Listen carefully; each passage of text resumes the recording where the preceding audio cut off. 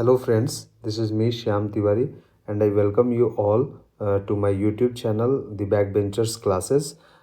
Friends, आज हम देखने वाले हैं हमारा अगला सेशन जो है इंटरव्यू रिलेटेड जो हम लोग कर रहे थे उसको लेकर नेक्स्ट जो सेशन है हमारा फेसिंग एन इंटरव्यू। एक इंटरव्यू को किस तरीके से फेस करना है उसको लेकर हम लोग आज देखने वाले हैं, जो कि आज एक बहुत इम्पोर्टेंट सेशन रहने वाला है।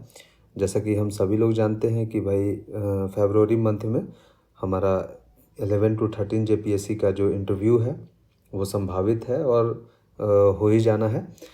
तो इसलिए मैं सोचा कि एक बार जो भी मेरा पर्सनल एक्सपीरियंस रहा है 6 सालों का कॉरपोरेट सेक्टर में, और साथ ही साथ मैंने पिछले बार जो है इंटरव्यू भी दिया था 7 to 10 जेपीएससी में, तो उसका भी एक्सपीरियंस कुछ शेयर करूँगा कि किस तरीके के क्वेश्चन पूछे जाते हैं और किस तरीके से आपको इंटरव्यू में अपीयर होना है। तो लेट्स गेट स्टार्टेड फ्रेंड। तो देखिए, फेसिंग एन इंटरव्यू आज का हमारा टॉपिक है, ठीक है।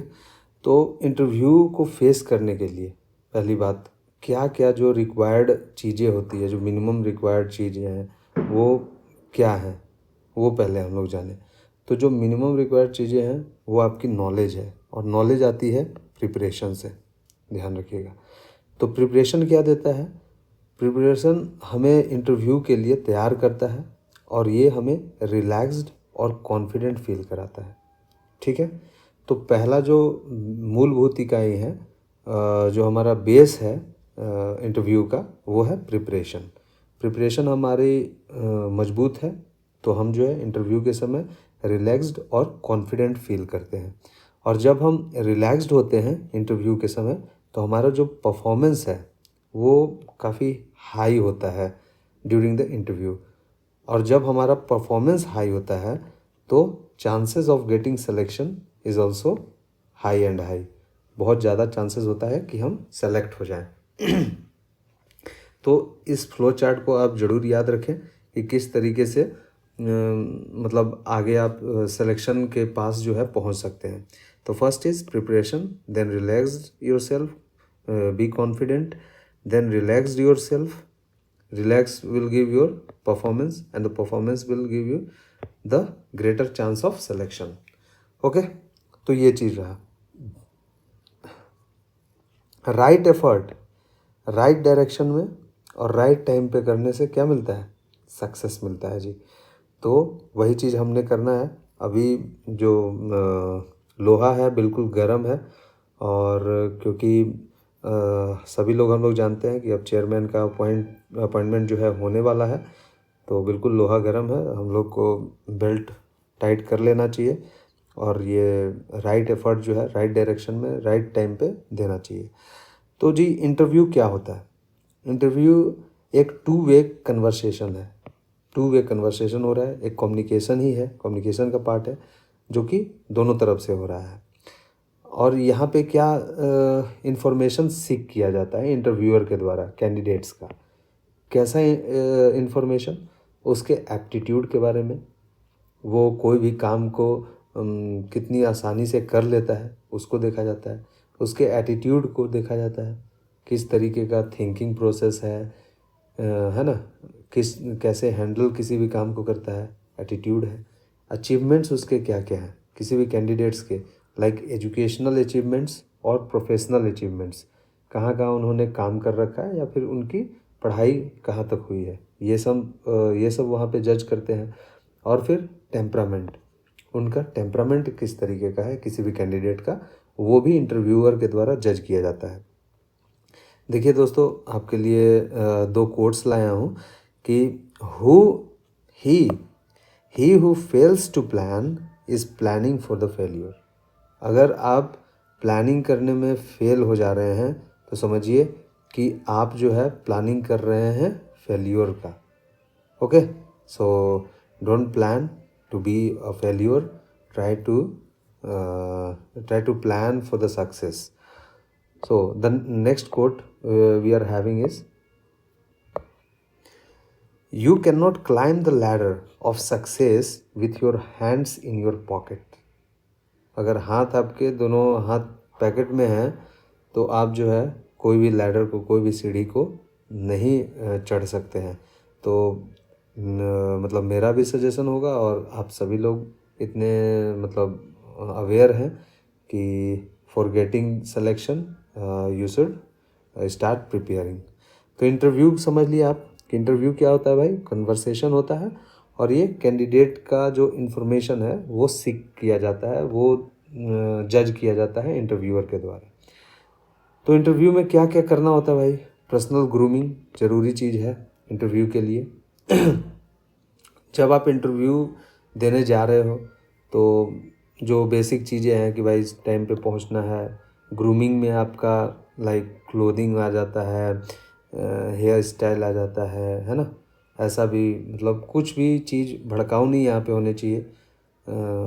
Let's say whether it is your dressing sense और जो भी आपका क्या बोलते हैं नेल्स हो या हेयर स्टाइल हो, वो बिल्कुल प्रोफेशनल होना चाहिए। पर्सनल ग्रूमिंग के अंदर ये सारे चीज़ आ जाते हैं, है ना। नेल्स कटे हुए होने चाहिए, हेयर कटे हुए होने चाहिए, है ना। बियर्ड उस तरीके से शेव्ड होने चाहिए। गर्ल्स के भी वही हैं, ज़्यादा ओवर मेकअप नहीं होना चाहिए and all things as we all know about it. Personal grooming के बारे में हम लोग सभी लोग जानते भी हैं, लेकिन हमारा एटीट्यूड किस तरीके का होना चाहिए। अच्छा, ग्रूमिंग में ये सब भी जी ध्यान देना होता है कि सॉक्स आपके लूज़ ना हो। किसी किसी को मैंने देखा है, मेरे दोस्त में भी, दोस्तों के सर्कल में ही, कि जूते अनपॉलिश्ड होते हैं, सॉक्स के रबर्स जो हैं वो ढीले होते हैं, वो नीचे आ रहे होते हैं। तो वो सब नहीं होना चाहिए। ये सब भी एक एटिक्वेट्स है और पर्सनल ग्रूमिंग का पार्ट है जो जिसको आपको सुधार के रखना है जब आप इंटरव्यू देने जा रहे हैं। तो देन एटीट्यूड, इंटरव्यू रूम में आपका एटीट्यूड किस तरीके का होना चाहिए, ये बहुत फ़र्क पड़ता है। क्योंकि जो स्टार्टिंग का समय होता है, जो स्टार्टिंग का पर से 30 सेकेंड टू 1 मिनट, वो इंटरव्यूअर आपको जज करता है कि आप किस तरीके से इंटर किए हो रूम में, किस तरीके से ग्रीटिंग कर रहे हो इंटरव्यूअर को, है ना। आप कैसे बैठ रहे हो। तो ये सारे चीज़ें यहाँ पे एटीट्यूड में आपके आते हैं। Like how you enter the room, आप रूम में कैसे इंटर कर रहे हो। नॉक कर रहे हो पहले, देन आप जा रहे हो रूम को, फिर ढंग से क्लोज़ कर रहे हो या नहीं कर रहे हो। आप कई बार क्या होता है, रूम इंटर किए और रूम को खुला ही छोड़ के आगे बढ़ गए सीट के तरफ अपना, वो भी नहीं करना है। रूम को अगर कोई बंद कर रहा है तो कई बार एकदम से धाड़ से बंद कर दिया, ऐसा भी नहीं करना है। स्लोली उसको बंद करना है, देन अपने सीट के तरफ अप्रोच करना है। तो वो एंट्री भी जो है आपकी जज की जाती है वहाँ पे। योर क्लोथ्स जो है बिल्कुल क्लीन्ड होने चाहिए, आयरन्ड होने चाहिए, है ना। तो वो सब होता है। आपका वॉइस बिल्कुल क्लियर, सिंपल एंड स्वीट होना चाहिए। ऑब्वियस बात है, अगर आप इंटरव्यू देने जा रहे हैं तो ये सारा चीज़ होना चाहिए। एक मेरे दोस्त के साथ पिछले बार ही मतलब it was his first experience interview के लिए। तो जब वो अंदर गया तो श्री अमिताभ चौधरी सर का ही बोर्ड में पड़ा था। मतलब स्टार्टिंग में उसके आवाज़ नहीं आ निकल पाए। तो श्री अमिताभ चौधरी जी, स्वर्गीय अमिताभ चौधरी जी ने बल्कि ये भी कह दिया था उनको कि क्या माइक लाना पड़ेगा क्या आपके लिए। तो वो सब चीज़ भी हो जाता है। सो बी कॉन्फिडेंट जब आप जा रहे हैं अंदर, तो कि ऐसा कुछ नहीं फेस करना पड़े आपको, और आपका आवाज़ जो है वो एकदम क्लियर हो, एक लेवल ऑफ टोन हो उसका, है ना। ज़्यादा ना तेज़ बोल रहे हो आप और ना ज़्यादा स्लो बोल रहे हो। सिंपल होना चाहिए, है ना, ज़्यादा घुमा फिरा के नहीं, है ना, बिल्कुल स्वीट होना चाहिए। Wait for the interviewer to offer you a seat. आपको खुद से ही जाकर डायरेक्ट बैठ नहीं जाना है सीट पे। आप सीट के पास जाकर खड़े हो सकते हैं और इंटरव्यूअर को आप वेट कर सकते हैं जब तक इंटरव्यूअर ना कहे कि आप बैठिए, तो तब तक आप वेट कर सकते हैं। और जब आप बैठे हो तो आपका जो बॉडी है वो स्ट्रेट होना चाहिए, बिल्कुल अपराइट होना चाहिए। इसमें कई बार मेरे को दिक्कत हो जाती है, अगर ज़्यादा देर का इंटरव्यू चल रहा है तो मैं थोड़ा सा ऐसे झुकने लगता हूँ, लीन होने लगता हूँ। धीरे धीरे, बट फिर भी मैं अपने आप को स्ट्रेट और अपराइट रखने का कोशिश करता हूँ हमेशा जब भी मैं इंटरव्यू देता हूँ तो। Then listen carefully and do not jump to the answer. आपको उनकी क्वेश्चंस को, उनका जो भी वो कह रहे हैं उसको ध्यान से सुनना है ना। देन आपको आंसर देना है। A good listener can be a good speaker as we all know. तो उनकी बातों को बहुत ध्यान से सुनना है और उस बीच तो बिल्कुल ही जंप नहीं करना है अपने आंसर देने के लिए। ओके। देन आपकी आई कॉन्टैक्ट्स की बात करूं तो आई कॉन्टैक्ट जिस भी मेंबर के द्वारा आपसे पूछा जा रहा है उस पर 90% आपका आई कांटेक्ट होना चाहिए, और बाकी जो भी मेंबर बैठे हैं उन पे भी आप बीच बीच में आप देख सकते हो, but 90% your eye contact should be with that member who has asked question with you. तो ये सब हो गया। Then convey your thanks at the end. जब भी आपका इंटरव्यू एंड हो रहा है तो आप ज़रूर अपना थैंक्स को कन्वे करें और एक स्माइल के साथ करें, ताकि जो आपका लास्ट इम्प्रेशन है वो भी अच्छा हो सके। तो ये सारे चीज़ थे जो हम लोगों को ध्यान में रखना चाहिए जब भी हम इंटरव्यू देने जा रहे हैं। बाकी और भी मैं इंटरव्यू रिलेटेड या फिर पर्सनालिटी डेवलपमेंट रिलेटेड कुछ वीडियो और लाऊंगा बाद में, जो कि आपके लिए बेनिफिशियल होगा इंटरव्यू के लिए। और जो झारखंड में जेपीएससी में इंटरव्यू होता है वो बिल्कुल आप समझिए इन चीज़ों को तो ध्यान रखना ही है। साथ ही साथ जो ध्यान रखने वाली बात यह है कि आप बेसिकली अपना ग्रेजुएशन को ध्यान रखें। ग्रेजुएशन, देन आपका एक्सपीरियंस, ग्रेजुएशन हो गया, एक्सपीरियंस आपका अगर कुछ है तो उससे पूछते हैं। हॉबीज़ से क्वेश्चन होते हैं, और आपके स्ट्रेंथ वीकनेसेस थोड़े बहुत,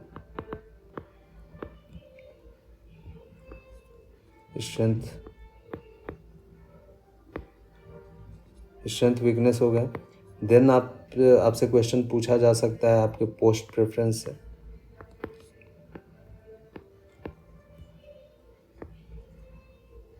तो ये सारे चीज़ों पे ज़्यादा फोकस्ड होता है हमारे झारखंड में जेपीएससी का जो भी इंटरव्यू होता है उसमें।